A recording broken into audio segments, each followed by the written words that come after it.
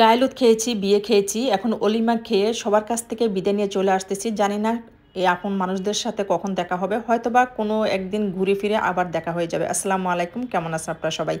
আমরা যাচ্ছি ওয়ালিমা খেতে। এদিকে আমার মেয়েকে বলছি তুমি রেডি হও, কারণ মেয়ে রেডি একটু সময় লাগে। সে চলে গেছে ওয়াশরুমে, তার যত মেকআপ আছে সব কিছু নিয়ে রেডি হচ্ছে।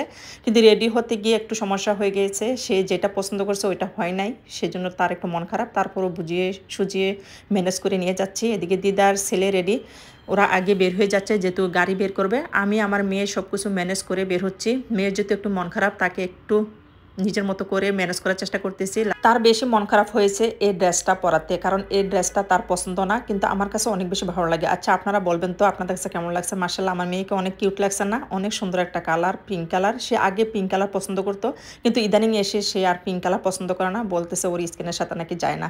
যাই হোক, মেয়েকে ম্যানেজ করে সুন্দর করে বুঝিয়ে চলে যাচ্ছে প্রোগ্রামে। তখন বাজে 9:30। যেহেতু ক্লাবটা আমাদের বাসার কাছাকাছি, বেশি একটা দূরে না। যদি রাস্তার জ্যাম না থাকে তাহলে 5 মিনিট লাগে আমাদের বাসা থেকে যেতে। আমরা বিসমিল্লাহ বলে গাড়িতে উঠে গেলাম। আমার ছেলের একটু মন খারাপ, কারণ তার শরীরটা তেমন একটা ভালো ছিল না। তারপরে নিয়ে গেছি, যেহেতু প্রোগ্রামে যাব, ছেলেকে একা রেখে যেতে পারবো না। যাওয়ার সময় রোডের পরিবেশটা অনেক বেশি ভালো লাগছে। আমরা কথা বলতে বলতে চলে আসছি ক্লাবে। ক্লাবের নাম হচ্ছে ইঞ্জিনিয়ার ইনস্টিটিউট, লালখান বাজার।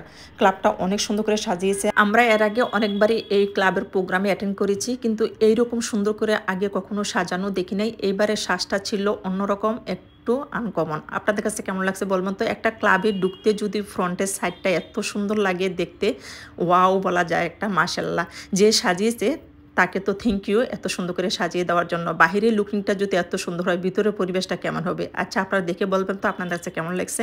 ঢুকতে দেখতেছি দিদারা মামাতো ভাইয়ের মেয়ে 3টা দাঁড়িয়ে আছে, ওদের সাথে একটু দেখা করলাম। দেখা করে এই যে দেখেন পান মামা কি সুন্দর করে বর্ষে যে পান বিক্রি করতেছে। পরে ক্লাবে ঢুকে আপনজন যারা আছে সবার সাথে একটু দেখা করলাম। দেখা করার পরে খাবারের জন্য বসে গেছি। ছেলের শরীরটা যেহেতু ভালো ছিল না, সেজন্য প্রথমে গিয়ে আমরা খাবারের জন্য বসে গেছি। প্রোগ্রামটা যেহেতু ওয়ালিমার প্রোগ্রামে কিন্তু তেমন বেশি একটা খাবার করা হয় না, সিম্পলের মধ্যে চেষ্টা করা হয় ভালো মানের খাবার তৈরি করার জন্য। এখানে খাবার রেডি করেছেন কাচ্চি, তারপর ছিল মুরগির রোস্ট, আর একটা গরু কলিজার ভুনা ছিল, একটা বড়া ছিল, বড়াটা কিসের আসলে আমি জানি না, জর্দাবাদ ছিল, তারপরে ছিল বোরহানি। যাই হোক, আমাদের খাবার শেষ। খাবার শেষে এত মজার মজার পান না খেলে কি হয় বলেন? বিয়ে বাড়িতে যাবো পান খাবো না, সেটা তো হয় না। পান খেলাম, পান খেয়ে একটু সামনের দিকে যাচ্ছি, দেখতেছি সবাই কফি খাচ্ছে। কফি যদি ছিল, কফি খাচ্ছে বসে বসে। আর এই টেবিলটা সাজিয়েছে বরকনের জন্য, মাশাল্লাহ অনেক সুন্দর হয়েছে। পরে আস্তে আস্তে সামনের দিকে যাচ্ছি, যাওয়ার পরে দেখতেছি এখানে দিদারা মামাতো ভাই ভাইয়া কি নিয়ে একটু মজা করতেছে, কি মুদ্রা, স্বর্ণ মুদ্রা নিয়ে। ভাইয়ের সাথে একটু কথা বললাম। কথা বলে তারপর বর কনেকে দেখতে যাচ্ছি। মাশাল্লাহ, ওদের সাজটা অসম্ভব সুন্দর হয়েছে, ড্রেস আপের লুকিংটা অনেক সুন্দর। ওরা 2 বোন 1 ভাই আর জামাই, ওরা ফটোশ্যুট করতেছিল, দেখলাম। দেখার পরে জামাই বউয়ের একটু ফটোশ্যুট নিলাম। ওয়ালিমার সাজ কিন্তু একটু লাইট সাজলে কিন্তু ভালো লাগে, আর ড্রেস আপটাও যদি লাইট কালার হয় দেখতে কিন্তু অনেক বেশি ভালো লাগে। যাই হোক, আমরা অপেক্ষা করতেছিলাম। এর মধ্যে দিকে চলে আসছে আমাদের ভাগ্নি জামাই, ভাগ্নির ফ্যামিলি। ওদের সাথে সচরাচর এভাবে দেখা হয় না, খুবই কম দেখা হয়, যেহেতু ব্যস্ত মানুষ, ডাক্তার মানুষ, সে থাকে অন্য জায়গায়। যাই হোক, এই প্রোগ্রামে দেখা হওয়াতে অনেক বেশি ভালো লাগছে। তারপরে চলে আসছি স্টেজে, বউ জামাইয়ের সাথে একটু ছবি তুলবো। ছবি তোলা ভিডিও করা শেষ, আমরা বিদায় নিয়ে চলে আসবো, যেহেতু রাত হয়ে গেছে। এর পরের দিন বাচ্চাদের স্কুলে আছে, সবাই খাচ্ছে, কেউ আবার গল্প করতেছে বসে। ক্লাবের পরিবেশটা তো অনেক বেশি সুন্দর। তার চেয়ে বেশি ভালো লাগছে এখানে ঢোকার পর দেখলাম সফট একটা মিউজিক বাজতেছিল, এত ভালো লাগতেছিল।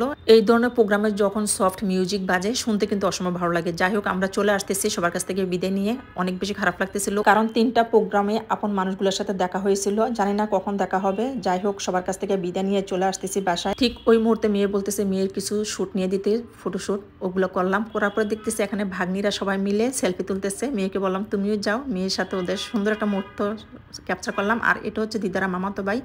লাস্টে ভাইয়ের সাথে একটু হাই হ্যালো দিয়ে ভিডিও করে চলে আসতেছি। যারা পরে গেছে তারা খাচ্ছে, তাদের কাছ থেকে বিদায় নিয়ে চলে আসতেছি। ক্লাব থেকে বের হওয়ার সময় এই যে সুন্দর লুকিংটা, এর সামনে দাঁড়িয়ে আমরা সবাই ফটো তুললাম, ভিডিও করলাম, কারণ যাওয়ার সময় এটা পারি নাই, মানুষ বেশি ছিল। আজকে ভিডিওটা এখানে সমাপ্তি করতেছি। সবাই ভালো থাকবেন, আল্লাহ হাফেজ।